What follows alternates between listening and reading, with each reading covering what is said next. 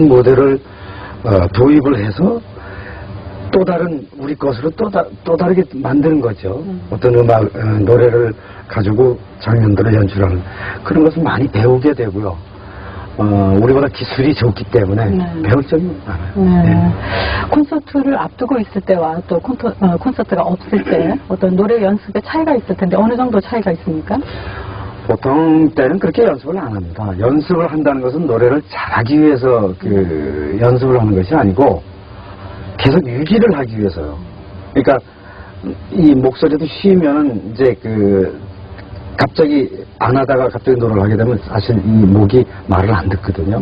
또 고음 처리라든가 그래서 연습을 하는 것은 계속 부드럽게 목을 풀어주는 것이죠. 그래서 공연을 안 할 때는 가끔씩 통기타 가지고 할 수 있고 또는 요즘 기계들이 다 있으니까 몇 곡 부르는 정도. 그리고 이제 공연을 앞두고서는 좀 많이 하죠. 하루 요즘 같은 경우는 하루에 몇 시간 정도?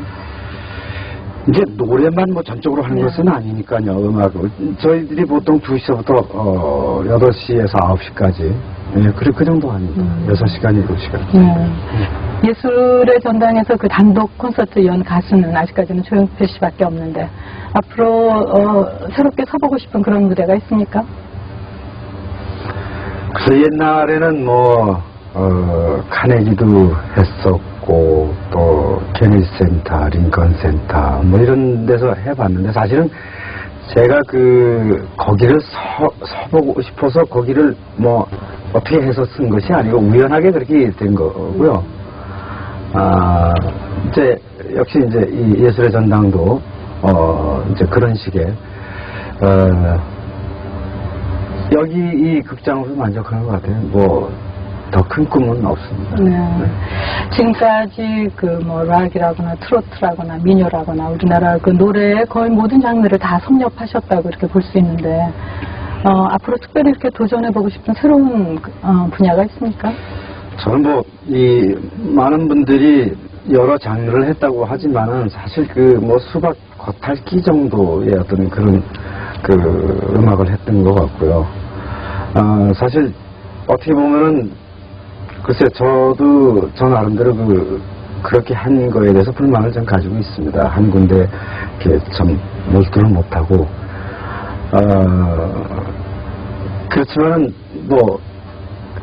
그것이 어떤 대중적인 음악들이었기 때문에 앞으로도 그런 식으로 또 다른 어떤 선율이라든가 또는 음악이라든가 이런 건 올지 몰라도 이런 식으로 그냥 해보고 싶은 거 그대로 가는 것이 조금 전에도 말씀하셨지만 어떤 대중들이 원하는 것과 또 자신이 해보고 싶은 것과 이런 것들이 오랜 가수 생활을 해오시면서 어떤 간극 같은 것이 있지 않았을까 이런 생각이 드는데요. 네. 어떤 식으로 간극을 해소하셨습니까? 전에는 그럴 때마다 이제 제 작곡이 아니고 제가 이제 그런 식으로 가게 되면 굉장히 좀 어려워져요.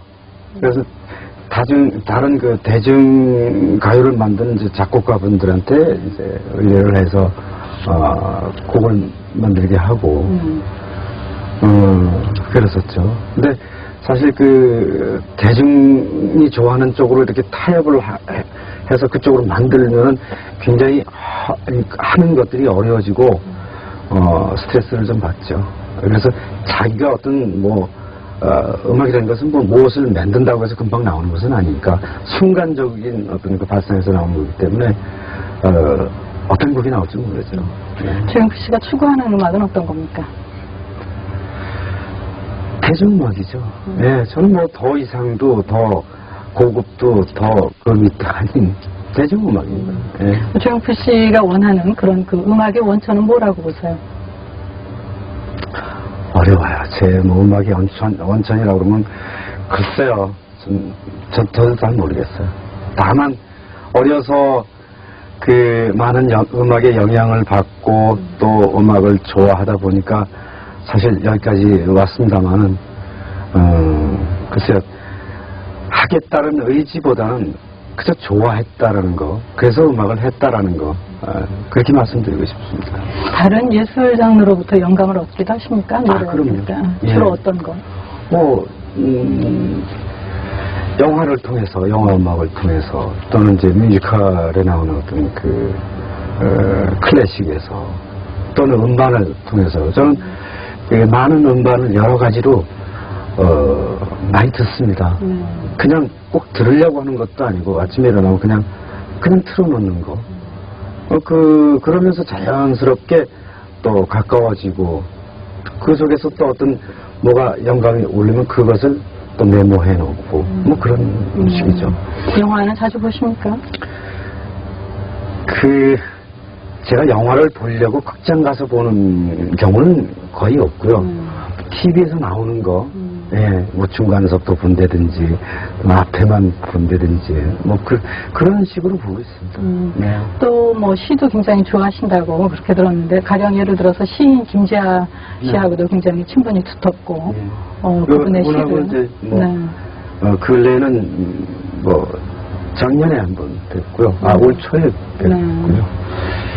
그분 같은 경우는 하여튼 우리나라의 가장 대표적인 저항 시인이었던 70년대. 네, 그렇습니다. 조용필 씨의 사회에 대한 관심은 어느 정도입니까? 얼마나 사회에 대해서 관심이 많으십니까? 글쎄, 제가 음악을 하는 사람이 뭘 알겠습니까? 그렇지만 뭐 TV를 통해서, 뉴스를 통해서, 신문을 통해서 항상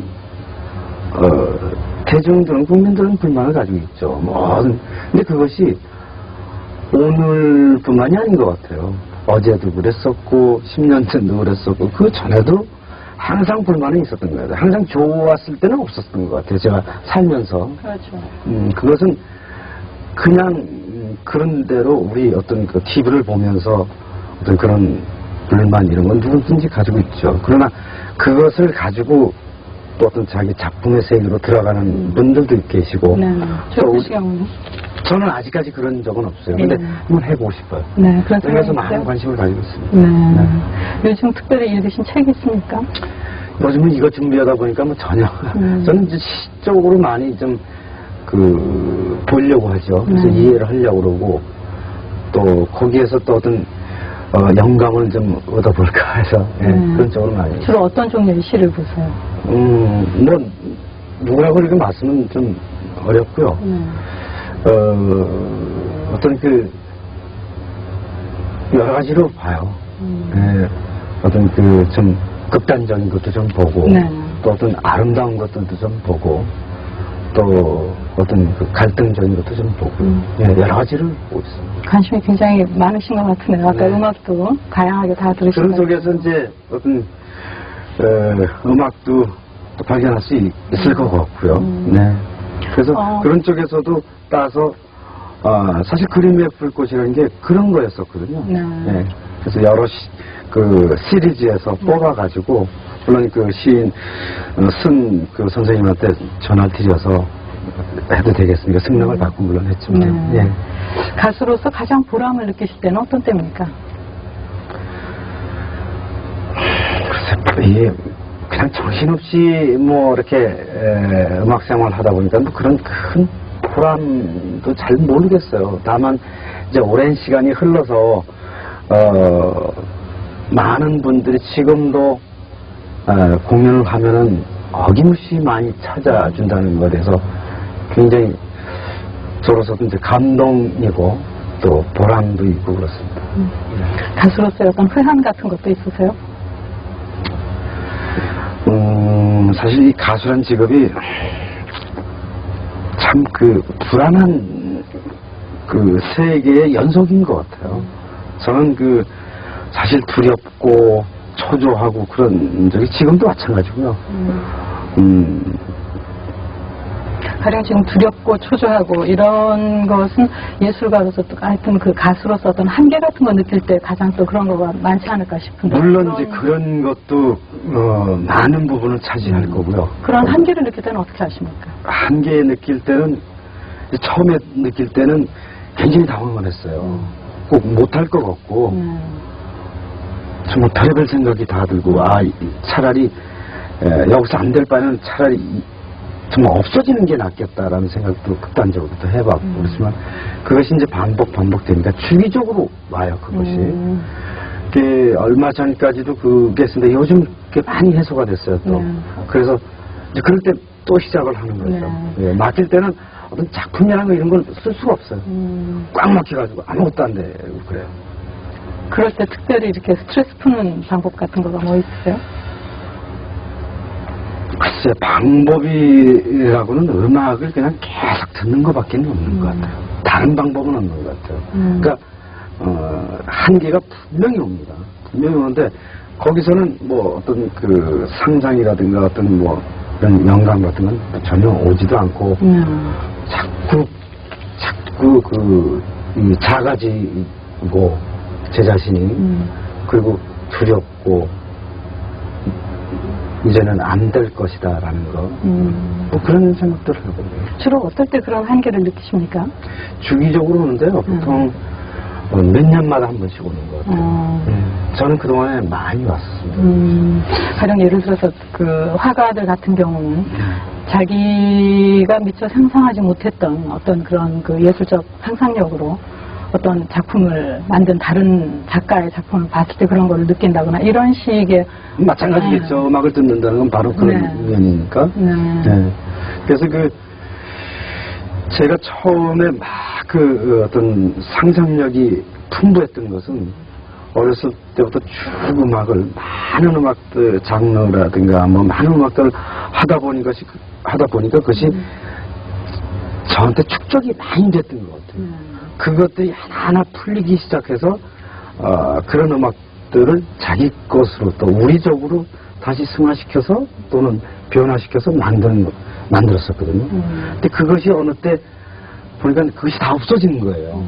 그러니까 자동차가 가스가 다 닳듯이 그럴 때는 또 많은 뭐 CD라든가 이런 것들을 사가지고 무조건 듣는 수밖에 없거든요. 그래서 자꾸 듣는다고 그것이 다 오는 것이 아니고 거기에 대한 멜로디라든가 그런 의미라든가 이걸 완전히 웰 정도로 집어넣어야 그것이 나중에 뭐 요만큼 정도가 남을까 하는 그 정도. 노래 이외에 다른 취미가 있다면 오히려 그럴 때 이렇게 하나의 돌파구 역할을 할 수 있지 않을까 싶은데요. 예를 들어서 외국의 그 연예인들을 보면은 뭐 마돈나라거나 스티브 마틴이라거나 이렇게 보면 그 유명 컬렉션 같은 거를 소장하고 있기도 하고 또는 그 중에 아주 뛰어난 재주가 있다거나 최영필 씨 같은 경우 노래 이외에 어떤 취미가 있으십니까? 부끄럽습니다. 저는 뭐 그 사람들처럼 그렇게 거창하지도 못하고 그냥 취미가 뭐냐 그러면 참 답답해요. 제 자신이 어떤 그 음악 이외에 별로 하는 것이 없거든요. 그러니까 재미없게 사는 사람이에요 저는. 그리고 많은 사람들을 만나는 편도 아니고 아주 그 몇 분 일하는 사람들 뭐 그런 분들 미팅 뭐 이런 거밖에 없으니까 아주 재밌게 살거든요. 그러니까 취미가 뭔지도 저도 잘 모르겠습니다. 요즘 아무래도 그 연예인들이 스포츠 신문들을 많이 보실 텐데요. 연예인들의 그런 마약 문제 이런 여러 가지 그 사생활 문제로 연예인들이 스포츠 신문이라거나 또는 언론 매체를 통해서 심하다 싶을 정도로 매도당하는 이런 경우가 많은데 연예인들의 인권 문제에 대해서는 어떻게 생각하십니까? 물론 이제 신문 잡지에 하여튼 사실 도저히 이런 것들을 어떻게 낼 수 있을까라고 할 정도로 많은 것들이 기사를 통해서 나온단 말이에요. 그것은 좀 문제가 있다고 봐요. 그러니까 어떤 신문의 어떤 힘이라고 할까. 그래서 힘이 있어도 자제할 건 자제해줘서 그 사람의 인격도 존중해주고 그러면서 확실한 거 아니면 쓰질 말아야 되는데 어떤 너무나 우리 그 사회가 경쟁의식이 너무나 많은 것 같아요. 예, 그래서 그런 것들이 있지 않느냐. 물론 다양한 그렇지만 극소수겠지만 그래서 거기에 그 피해를 보는 비단 연예인뿐만 아닌 것 같아요. 예, 그래서 그 어떤 분이 어떤 기사화됐을 때 그 사람이 어떤 그 표현은 굉장히 좋은 것도 있겠지만 아주 불쾌한 것도 많이들 가지고 있더라고요. 하여튼 저도 그런 경우가 참 많이 있었거든요. 그런 거는 시정이 분명히 돼야 될 것 같아요. 그 시정이라는 게 그냥 단순히 바란다고만 해서 되지 않을 텐데요. 그 점에 대해서 실제로 어떻게 좀 행동해 보고 싶은 그런 의향은 없으십니까? 이게 어떤 과도기 같거든요. 옛날에 그 일본을 봤을 때의 지금과 같은, 요 전과 같은 그런 상황이 있었습니다. 제가 그 일본에서 활동을 했을 때도. 근데 그 일본에 그런 과도기가 있던 것을 그대로 우리가 또 그대로 가져가는 것 같아요. 지금 일본은 함부로 쓸 수가 없지 않습니까? 워낙 그 프로덕션 체제가 커져 있고, 그만큼 잘못되면 바로 그 검열이 또 들어가고 또 술을 넣기 때문에 뭐 그런 것들이 있기 때문에 그 지금은 굉장히 좋은데 이제 이런 부분들이 많이 나와야 될 거예요. 네, 언론중재위원회 같은 그런 그 단체들이 많이 있어서 그걸 교통정리 좀 해줘야 될 것 같아요. 정기적으로 보면은 그 연예인들의 대마초 흡연으로 그 신문 같은데 오르내리고 이런 식으로 했는데 그 대마초 흡연이 개인의 행복 추구권이다. 개인의 행복 추구권에 속한다라고 보는 시각도 있는데. 예, 어떤 행복 추구라 그러면 그것을 너무 잘 알기 때문에 한다는 건데 어떤 그 사실 그 요즘 그 연예인들이 한다는 것이 굉장히 어린 층에서 하고 있단 말이에요. 그것은 이제 그 호기심이 가장 첫째일 것 같고, 그 다음에 어떤 그 인기를 많이 받았을 때 어떤 허탈감 이런 거, 자기 도피 뭐 이런 쪽에서 이제 술을 하다가 또 그것이 지나치면 또 대마초도 하고 또 무슨 뭐 마약도 하고 이제 이런 경우가 있는 것 같아요. 근데 그것은 아직은 이제 그 신인들이기 때문에 그런 것 같아요. 좀 세월이 가면 과연 그런 것이 자기한테 이 세상을 사는데 얼마만큼 해가 된다는 걸 모르는 거죠. 예. 연예인이 공인이라고 생각하십니까? 글쎄 공인이다 아니다라고는 뭐 저는 생각하고 싶지도 않고 구태여 공인이라고 할 필요도 없고 또 남들이 공인이라고 하는 것도 별로 바람직하지 않다고 생각하는데 저는 많은 사람들이 저를 안단 말이에요. 그럼 가장 중요한 것은 조심을 해야 된다는 것이죠. 모든 행동을 굉장히 조심해야 된다라. 그게 굉장히 많이 박혀 있어요. 그래서 외출도 많이 안 하는 편이죠. 그래서 연예인이 됐든 사회에 알려진 분들은 자기 행동 하나가 얼마만큼 사회에 미치는가를 꼭 생각을 좀 해야 될 것 같아요. 지금 하시는 말씀 들으니까 굉장히 개인의 그 어떤 조절 같은 거, 자기 관리를 잘 하시는 것 같은데, 외국 같은 경우는 노력을 하죠. 얼마 전에 뉴욕타임스 보니까 육순에 접어든 밥 딜란이 뉴욕에서 아주 그 스퀘어 가든에서 커다란 콘서트를 열어서 크게 아주 좋은 반응을 얻었다, 이런 게 나오던데, 우리가 조용필 씨에 대해서도 이런 식의 외국처럼 육순, 네, 락스타, 현재 활동하고 있는 이런 식의 기대를 해도 좋겠습니까? 앞으로 이제 10년이라는 얘기인데요. 네. 하고 싶지 않듯. 근데 자연스럽게 그렇게 갈 거예요. 물론 미국의 그 어떤 대중문화의 역사는 엄청나게 길고 우리는 정말 애기에 불과하지만 그러나 우리의 문화가 빨리 지금 좋아지고 또 많은 문화들이 들어오고 있기 때문에 바란스도 많이 쫓아가 있고요. 그래서 대중의 어떤 그 문화적인 수준도 굉장히 높아 있기 때문에 누가 하면 자연적으로 그렇게 또 될 것 같고, 예, 그렇습니다. 그러나 이제 우리나라에서 이제 락을 가지고 무슨 뭐 60대 한다는 것은 조금 힘들 것 같고요. 그래서 앞으로 10년이라면 어느 정도 되지 않을까 그런 생각이 드네요. 네, 보겠습니다. 눈여겨보고 있는 후배 가수가 있습니까? 눈여겨본다는 것보다도 어느 날 갑자기 TV를 탁 켰을 때 물론 그 뮤직비디오에서 나오는 거지만 노래를 너무 잘하는 거예요. 그래요? 근데 이름은 몰라도 그래서 야, 그 노래를 정말 너무 잘하더라. 제가 누구한테 얘기를 하니까 라이브는 형편없어. 그런 얘기. 그 아주 굉장히 혼동이 되는 거예요. 네. 그 음반은 좋게 나왔는데 왜 라이브 얘기를 하느냐 했더니 많이 만든다 이거죠. 그럴 때 조금 슬퍼져요. 그런 식으로 지금 말씀하셨지만 이런 그 기획사들에 의해서 만들어지는 이런 최근의 이런 가요계의 스타 시스템 어떤 식으로? 지금 물론 이제 말씀하셨듯이 그 기획사에서 만들어지는 그런 그 가수, 특히 이제 그 가수 이 음악 부분에서 이제 그런 것이 많이 오는데 그것은 추가 노래가 아니고 춤이 추가됐을 경우 또 그러니까 댄싱 또는 그 외모 이것이 추가됐을 경우는 전 사실 그렇게 가고 있는 것 같아요. 노래가 추가돼야 되는데 어떤 다른 쪽이 추가되기 때문에 발전이 좀 없는 것 같아요.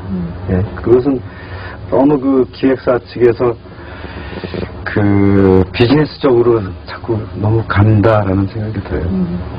오늘 뵈니까 이렇게 입술이 부르트실 정도로 연습에 몰두하시는 것 같은데 후배 가수들이 좀 보고 배워서 이번 콘서트 잘 안 되니까 연습하는 거죠, 뭐 저는.